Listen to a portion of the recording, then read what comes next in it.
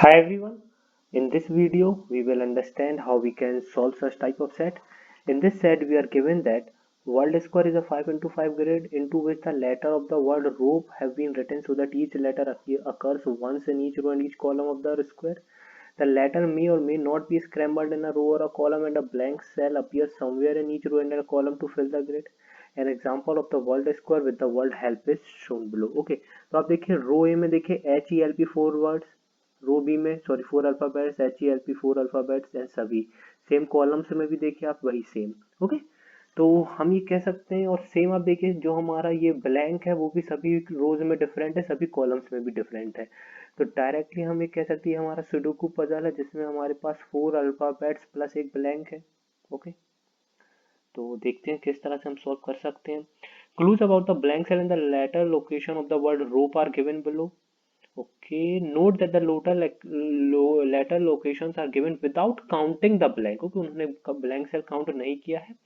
For example, the third letter in the column what would mean the letter is either in the third or the fourth row depending on where the blank cell is. Okay, तो अगर हमारे column में हमारे third letter की बात करें तो ये पॉसिबिलिटी भी हो सकती है और ये पॉसिबिलिटी भी हो सकता है कि इन तीनों में से कहीं एक हमारा एक ब्लैंक सेल हो। तो जो हमें अभी इंफॉर्मेशन गिवन होगी उसमें हमें ब्लैंक सेल को काउंट नहीं किया गया होगा। ये इसके आगे हमारी इंफॉर्मेशन है। E is the second letter across first row, तो ई हमारा यहाँ हो सकता है या यहाँ हो सकता है। The fourth letter in column one is R, तो आर मेरा यहाँ हो सकता है या यहाँ हो सकता है। O is the second letter in column two, okay, तो ओ मेरा यहाँ हो सकता है या यहाँ हो सकता है।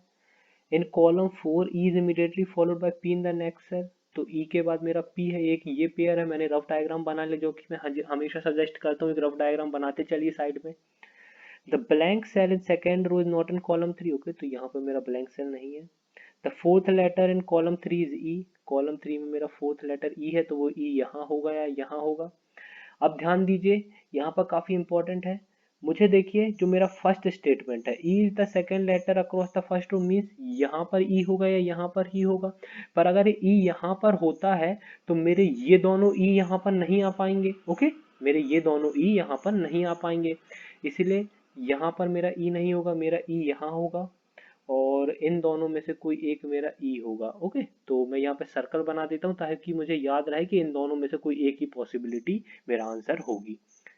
P is the fourth letter across first row, तो P मेरा यहाँ होगा या तो यहाँ होगा। अब यहाँ पर P क्यों नहीं आ सकता, क्योंकि यहाँ पर P E के बाद आ रहा है। ओके, तो हम कह सकते हैं कि मेरा P यहाँ पर होगा। What else?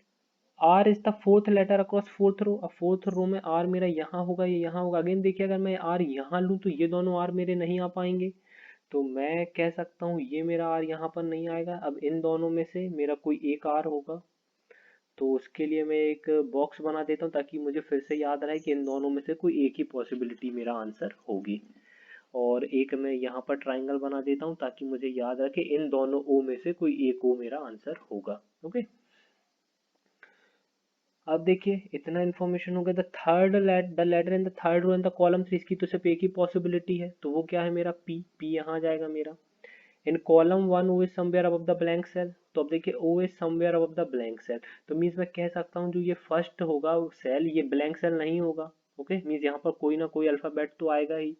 अब क्या अल्फाबेट आएगा यहाँ पर देखते हैं। क्या यहाँ पर आर आ सकता है, आर नहीं आ सकता क्योंकि कॉलम वन में आर रिपीट हो जाएगा। ई भी नहीं आ सकता, पी भी नहीं आ सकता, तो यहाँ एक ही पॉसिबिलिटी बची हमारे पास कि ओ आ जाए यहाँ पर। ओके, ओ हो गया हमारा। In the third row the blank cell is not in column five, okay, third row में ब्लैंक सेल मेरा यहाँ नहीं है। अब ध्यान दीजिए थोड़ा सा इंपॉर्टेंट है। मेरे को पता है ये मेरा पेयर कहीं ना कहीं तो आएगा ही इस कॉलम में, तो क्या वो यहाँ आ सकता है। अब यहाँ आएगा तो ई एंड ई रिपीट हो जाएंगे, ओके, तो ये नहीं आ सकता। क्या वो यहाँ आ सकता है, यहाँ आएंगे तो पी एंड पी रिपीट हो जाएगा, तो यहाँ भी नहीं आ सकता। ये दोनों पॉसिबिलिटी खत्म। अब देखिए दो पॉसिबिलिटी बची है मेरे पास, या तो मेरा ई यहाँ आ जाए तो मेरा P यहाँ आ जाएगा। अब देखिए यहाँ पर मेरा क्या आएगा P इस केस में। सेकेंड केस में अगर मैं E यहाँ पर लेता हूँ, E यहाँ पर लेता हूँ तो P मेरा यहाँ आएगा।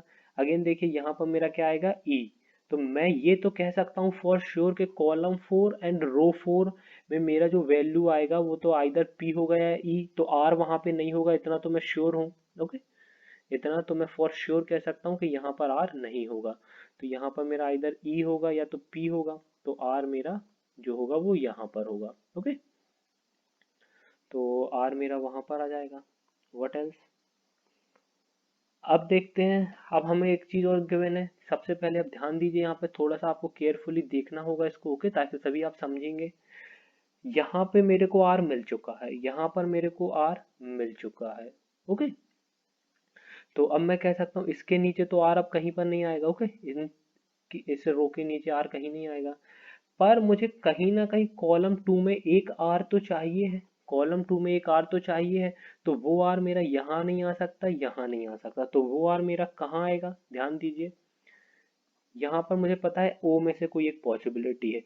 अगर मैं आर यहाँ लूंगा तो ओ मेरा यहाँ आएगा, पर मुझे क्या गिवन है? O is the second letter in column two, तो ओ को मेरा सेकेंड लेटर होना चाहिए, जो कि पॉसिबल नहीं है। तो मैं इसको जस्ट अपोजिट कर देता हूँ। ओके, जस्ट अपोजिट कर देता हूँ, तो ओ मेरा फिर यहाँ आएगा, जो कि सेकेंड लेटर हो जाएगा। आर मेरा यहाँ आ जाएगा। ओके, तो ओ एंड आर का हो गया मेरा। अब देखिए, साथ ही साथ हमें ये भी पता है कि जो हमारा कॉलम टू है यहाँ पर, ओके, मैं थोड़ा सा ये फालतू में ये सर्कल नहीं बनाता हूँ ताकि कंफ्यूजन ना हो। ओके, तो इतना मुझे पता है कि कॉलम टू में कहीं ना कहीं मुझे अब पी चाहिए। अब ध्यान दीजिए, पी तो या तो मेरा यहाँ होगा या तो यहाँ होगा। ओके, इन दोनों में से कहीं एक होगा। साथ ही साथ हमने यहाँ पर देखा था, या तो मेरा ई एंड पी यहाँ होगा या तो ई एंड पी यहाँ होगा, ये दो केस में से कोई एक केस होगा मेरा। मीन्स या तो पी यहाँ होगा या इसमें भी पी यहाँ होगा, और इसमें भी पी यहाँ होगा या इसमें भी पी यहाँ होगा। ओके, अगर इसमें पी मेरा यहाँ होता है तो इसमें यहाँ होगा, इसमें अगर यहाँ होता है तो इसमें यहाँ होगा। ओके, तो इतना तो मैं कह सकता हूँ कॉलम टू और कॉलम फोर का पी जो मेरा होगा आइदर रो फोर या आइदर रो फाइव में होगा। ओके, कॉलम फाइव का पी हमें पता है और कॉलम थ्री का पी हमें पता है, तो कॉलम वन का पी के लिए सिर्फ एक ही पॉसिबिलिटी बची कि मेरा पी यहाँ पर आ जाए। ओके, तो वहां पर मेरा पी आ जाएगा। इसको थोड़ा सा इरेज कर देते हैं। अगेन कुछ ना कुछ क्लू जरूर होगा, देखते हैं। अब देखिए, ओ तो मेरा हो गया रो में, यहाँ पर भी मेरा ओ हो गया। ओके, अब कॉलम थ्री की अगर हम बात करें तो हमें ओ तो चाहिए है, कहीं ना कहीं ओ तो चाहिए है। तो ओ मेरा यहाँ पर तो नहीं आ सकता, क्योंकि ऑलरेडी ओ यहाँ पर हो चुका है इस रो में। ओ यहाँ पर भी नहीं आ सकता, तो ये दोनों पॉसिबिलिटी तो गई। और थर्ड रो में मेरा पी है कॉलम थ्री में, तो यहाँ पर भी नहीं आ सकता, तो ओ मेरा कहाँ आएगा? या तो यहाँ आएगा या तो यहाँ आएगा। पर अब आप ध्यान दीजिए, अब आपको काफी यहाँ पर थोड़ा सा ध्यान देना होगा, ई मेरा कहाँ पर आ सकता है। ओके, यहाँ पर मुझे पता है ई एंड ओ में से कोई एक होगा। ओके, तो अब देखिए कहाँ पर मेरा ई आ सकता है। अब देखिए मेरा, अगर मैं ओ ई यहाँ लूँ तो ओ मेरा यहाँ आ जाएगा। ओके, और मेरा ये कंडीशन सेटिस्फाई हो जाएगी, जहाँ पे मुझे गिवन है the fourth letter in column three is E. Okay, पर देखिए, फोर्थ लेटर तो तभी होगा ये मेरा ई जब मेरे ये दोनों भी ब्लैंक नहीं होंगे। ध्यान दीजिए, यहाँ पर भी कुछ वैल्यू होनी चाहिए, यहाँ पर भी कुछ वैल्यू होनी चाहिए, तभी मेरा फोर्थ लेटर ई होगा कॉलम थ्री में। ओके, तो जो कि पॉसिबल नहीं, क्योंकि एक ब्लैंक तो हमें लेना होगा कहीं ना कहीं। तो मैं कह सकता हूँ ओ मेरा यहाँ पर लास्ट में नहीं आएगा, ओ मेरा समवेयर यहाँ आ जाएगा और ई मेरा यहाँ आ जाएगा। और जो मेरा ब्लैंक सेल है वो कहाँ आएगा? यहाँ पर। ओके, तो इसको मैं थोड़ा सा क्या करता हूँ, क्रॉस लगा देता हूँ, बड़ा क्रॉस लगा दूंगा कि वो मेरा क्या है, यहाँ पर वो। ठीक है, क्योंकि मुझे पता था यहाँ पर ये मेरा ब्लैंक सेल नहीं होगा, तो यहाँ पर मेरा क्या आ जाएगा? आर। ओके, अब ई मेरा यहाँ आ गया, तो जो मेरा ई और पी का एक पेयर था वो यहाँ आ जाएगा, क्योंकि ई यहाँ। ओके, एक मिनट, दोनों पॉसिबल है अभी भी। ओके, तो इसको मैं थोड़ा इरेज कर देता हूँ, दोनों पॉसिबल है अभी भी। तो ये हो गया मेरा। अब आर मेरा यहाँ आ जाएगा, आर मेरा यहाँ आ जाएगा, आर ओ पी। मुझे ये भी पता है कि यहाँ पर भी मेरा ब्लैंक सेल नहीं हो सकता है, तो वहां पर भी मेरे काफी पॉसिबिलिटी हो सकती हैं अभी, जो कि हम देख लेंगे। ओके, अब साथ ही साथ हमें देखिए, कॉलम रो टू में हमें यहाँ पर आर मिल चुका है, ओ मिल चुका है, पी मिल चुका है, कि हम ई ले सकते हैं। ध्यान, पहले ही हम देख चुके हैं, अगर ई वहां लेंगे तो पी हमें लेना पड़ेगा, क्योंकि ये फॉलो करना है हमें डायग्राम। तो ई वहां पर तो नहीं आ सकता, तो ये हम रेज कर देते हैं। तो ई के लिए मेरी ओनली पॉसिबिलिटी बची ई यहाँ आ जाए, ये मेरा ब्लैंक हो जाएगा। यहाँ पर जो मैंने छोटा क्रॉस लगाया यहाँ पर मेरा ओ आएगा, क्योंकि वहां ब्लैंक ले नहीं सकते, तो एक ब्लैंक मेरा यहाँ आ जाएगा।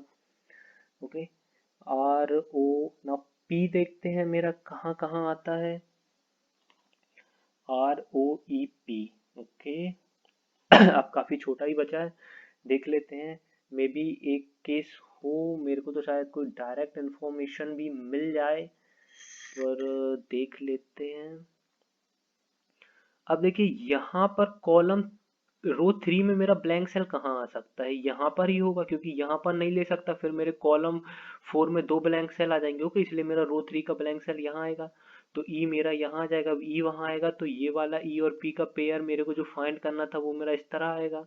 तो ओ मेरा यहाँ आ जाएगा, पी मेरा यहाँ आ जाएगा, और एक ब्लैंक सेल मेरा यहाँ आ जाएगा। ओके, तो R O P E, R O P, R O P सभी मेरा पूरा हो गया। ओके, तो अब आते हैं अपने क्वेश्चंस पर। क्वेश्चंस पर देखिए क्या गिवन है, which letter from the following appear in cell 3 where cell 3 indicates row 3 and 3 indicate the column 3। तो column 3 and row 3 का मेरा वैल्यू क्या है, p, तो मेरा आंसर क्या हो जाएगा p। Okay, which of the following cell is blank a2, क्या मेरा a2 नहीं, ये ब्लैंक नहीं है मेरा। d1, क्या d1 भी ब्लैंक, d1 भी ब्लैंक नहीं है मेरा। a4, a4 भी ब्लैंक नहीं है मेरा। b4, बी यहाँ पर है 4, यस b4 मेरा ब्लैंक है, तो मेरा आंसर क्या हो गया b4। The letter E appears in how many of the instances above alphabet p in all the columns put together।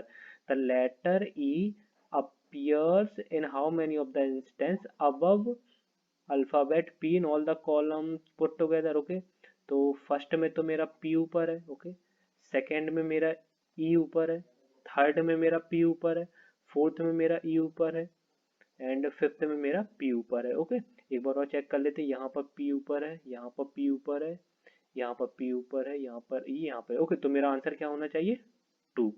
Ignoring the spaces in between which row contain a proper English word, row की बात हुई है। First row में मेरा word क्या है ओ E R P, second में मेरा वर्ड क्या है पोर, ओके, जो कि एक इंग्लिश वर्ड है। थर्ड में आर पी ई ओ, फोर्थ में ई ओ पी आर, फिफ्थ में आर पी ई। ओके, तो सिर्फ एक ही मेरे को इंग्लिश वर्ड मिल रहा है रो पोर, ओके, जो कि मेरा है रो 2 में, तो मेरा आंसर क्या हो जाएगा रो 2। ओके, सो गाइज यहाँ पर हमारा सेट कंप्लीट होता है, काफी अच्छा सेट था।